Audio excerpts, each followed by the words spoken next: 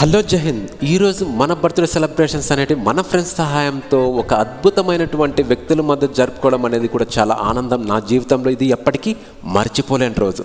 ఎందుకంటే అన్నం వాల్యూ అనేది, అన్నం ఆకలి ఉన్నవాడికి మాత్రమే ఆ వాల్యూ తెలుస్తుంది.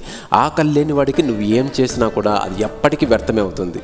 అన్నం పరబ్రహ్మ స్వరూపం అంటారు. ఎందుకంటే ఒకసారి అన్నదానం చేస్తే నువ్వు 1000 ఆవులను దానం చేసినంతవంటి పుణ్యం అనేది ఈ ఒక్క అన్నదానంతోనే కలుగుతుంది. అందుకే అన్నం పరబ్రహ్మ స్వరూపం అంటారు.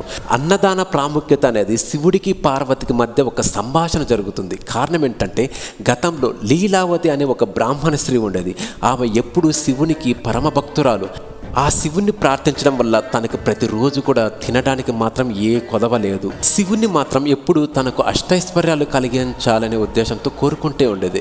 ఎందుకంటే అలా కోరుకునే సమయంలో ఒకసారి పార్వతీదేవి శివుణ్ణి అడుగుతుంది, నువ్వు ఎంతెంతో మందికి అష్టైశ్వర్యాలు కలగజేస్తావు కదా, కుబేరుడు నీకు తపస్సు చేసి నాకు అష్టైశ్వర్యాలు ప్రపంచంలో ఎవరి దగ్గర లేనంత ఇవ్వమని అడిగినప్పుడు నువ్వు వెంటనే తదాస్తు అని చెప్పి అతనికి ఎంతో అష్టైశ్వర్యాలు ఇచ్చారు.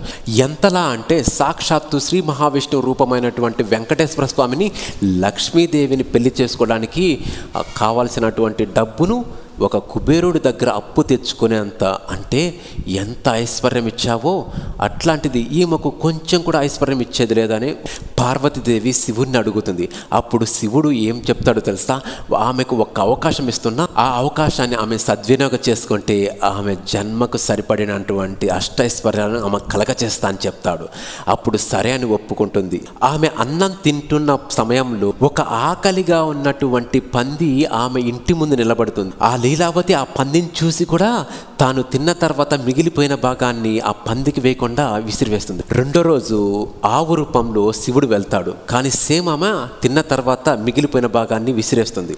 అలాగే మూడో రోజు సాక్షాత్తు కాలభైరవుడి రూపమైనటువంటి కుక్క రూపంలో తన ఇంటి ముందు నిల్చుంటాడు. అయినప్పటికీ సేమ్ అలాగే అన్నం తిని మిగిలిపోయిన భాగాన్ని విసిరేస్తుంది.